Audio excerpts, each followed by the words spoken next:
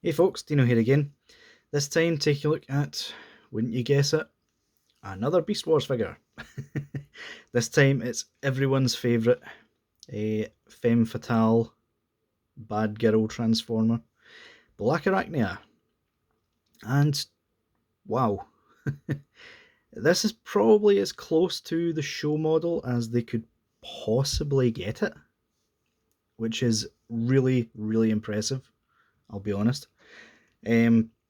First things first though, I want to apologise. I didn't realise in the box there were collector's cards. So with Cheetor, I got the Arc, just move it out the way now, which is just your standard sort of shiny holofoil sort of stuff, but it's also a sticker. So you can peel it back and you see the Arc sort of crashed. It's very dark. But yeah, that's pretty decent.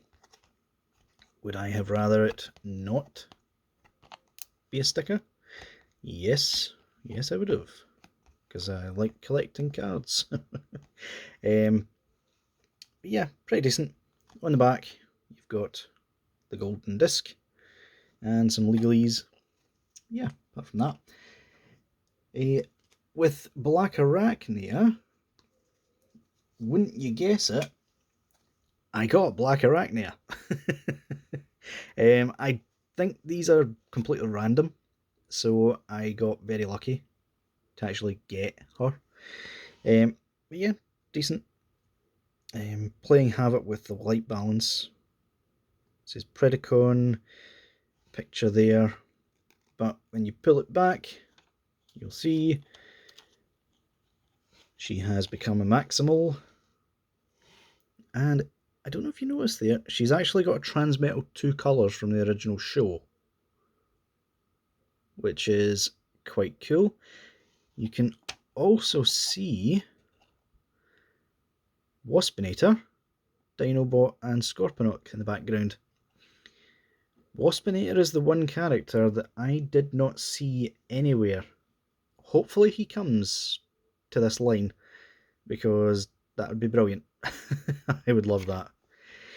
But yeah, decent little cards. I'll be sure to show these from now on, don't worry. So, quick look at the box. You've got, well, just realised, basically the peeled back part of the card, but in her Predacon colours. And you can see a better picture of Waspinator and Co in the background. A standard affair, same part there. Again, what I'm assuming is digital renders, including the most terrifying beast mode as an arachnophobe I think I've ever seen in my life. But yeah, that'll do it for that box. So yeah, here we have Blackarachnia, and yeah, her figure is almost spot on to the show. The only thing that's different is the legs, which I've sort of folded up here, make it look better. But yeah, everything about this figure is brilliant. The only negative I have is the sort of sloppy paintwork on her face. The actual face sculpt itself is a dead ringer for the show, but somebody missed the mark in the factory. That's all I'll say. But yeah, you've got some paintwork. Again, you've got some gold on what's supposed to be the spider eyes, but this is what the Transformers community call faux forming. In order to make it work, they've just made it look like it's that piece, but it's really not. That piece comes from somewhere else, and this just disappears. I don't mind it. I'm sure the Transformers community will probably have my head for that comment, but If it makes the robot mode look better, I don't mind sacrifices in the beast mode, or in fact the car mode in normal Transformers. But yeah, not too much in the way of paintwork. As I said, you've got some on the claws, which are actually really well done. Like, you can't even tell, but the standard 5mm port that all these figures use, apart from the core figures, for their weapons, is so well hidden. You can't even tell it's there on the claws. Brilliant. Actually brilliant. You've got some paintwork on the inside of her legs, just to make that pop a little. And that is about it. You've got some decal work on her, well, her chest, as well as a really well done Predacon symbol. But yeah, let's take a look at articulation then, shall we? Her head can look up really far, down quite well, move side to side, and even got some tilt. Her arms can move out that far, can also swivel all the way. We have 2 bicep rotations, one at the top, one at the bottom. You have an elbow hinge, which gets 90. All of these are on ball joints, so you can tuck them away if you want. Legs can unfortunately only kick that far out. Bit disappointed with that. Double jointed knee, well, single jointed knee that gets really far, I should say. Can kick back a lot better. And you get some leg or foot movement forward and some ankle rocker. So yeah, decent articulation. She looks as if she can do more than she actually can. Well, in the legs anyway. She can do the perfect splits though, as you would expect. But yeah, let's get to the point that I was dreading. Articulation. Not articulation. Transformation. Can you tell I'm new at this transforming thing? Anyway, you move the legs, splay them all out, just to get them into position. There we go. And before I forget, you can turn them the full way to get a sort of spider leg machine gun mode that her Tarantulas tended to do. Okay, so you pop these in, pop the feet back like so, pop that out, we'll need it in a moment. Split her at the waist, as you can see, real spider head, rears its head.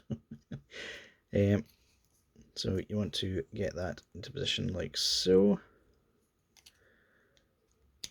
Maneuver these right the way around. Come on. Come on, there we go. There we go. So you want to maneuver the legs all the way around, please.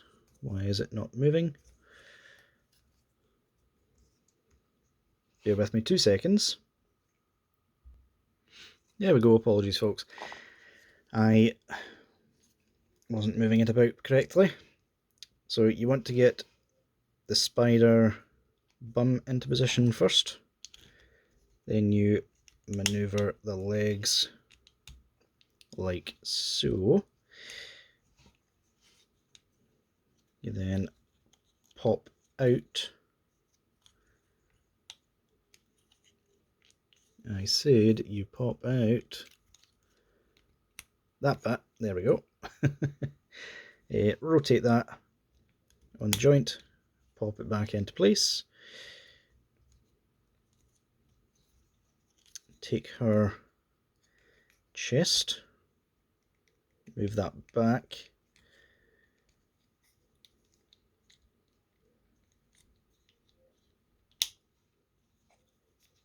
This is not as fun a transformation as the other ones.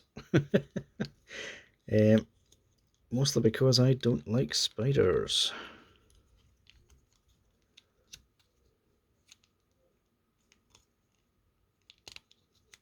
There we go. So that just sits behind the spider bum. You take the legs, you move them out,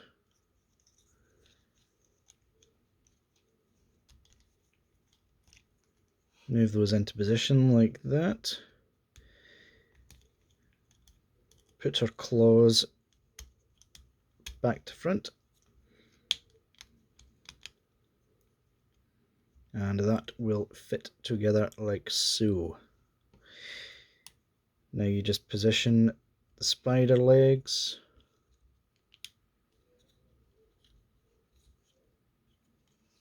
so that they support her weight.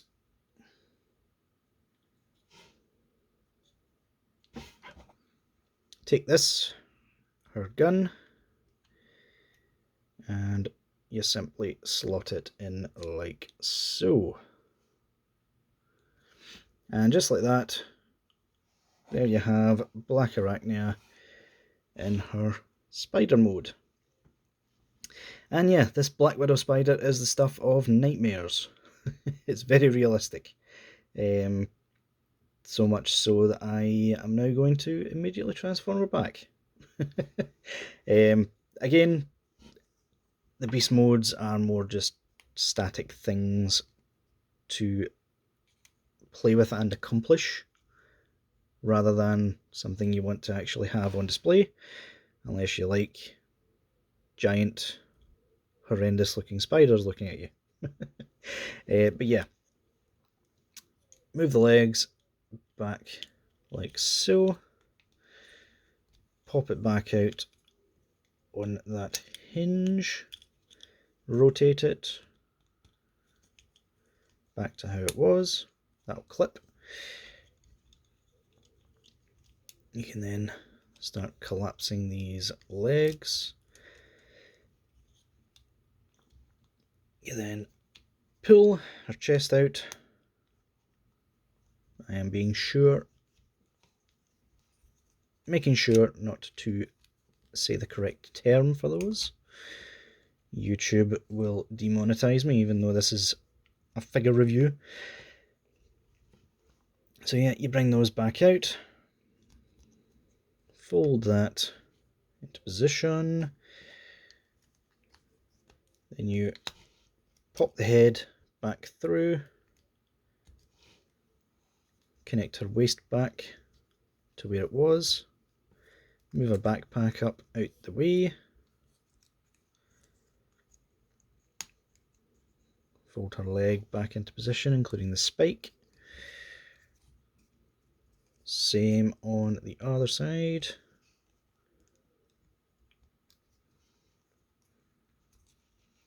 Fold the spike out. I said fold the spike out. Thank you. There we go. And just get everything back into the position that you want it. Because honestly, the spider legs... Oop, you don't break the spider legs. Yeah, because in the show, our spider legs were constantly moving about. Doesn't really matter which position they're in. I prefer to tuck them out of the way as much as possible. And just like the badass that she is, I like to have her in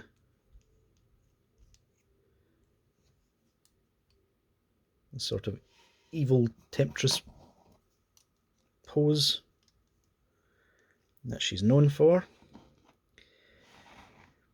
And there you have it. So, a little bit of a size comparison with Cheetor and Rat Trap. And yeah, again, scale is perfect. Blackarachnia was slightly shorter than Cheetor. Rat Trap is still the smallest figure there. So yeah. She is a really good looking figure. For 18 quid, I would recommend her. She's miles better than Cheetor. Like, honestly, no comparison. She's about as close to the show as you can get for a figure of that price point, I would say. So yeah, guys, that'll do it for this review. I'll see y'all later.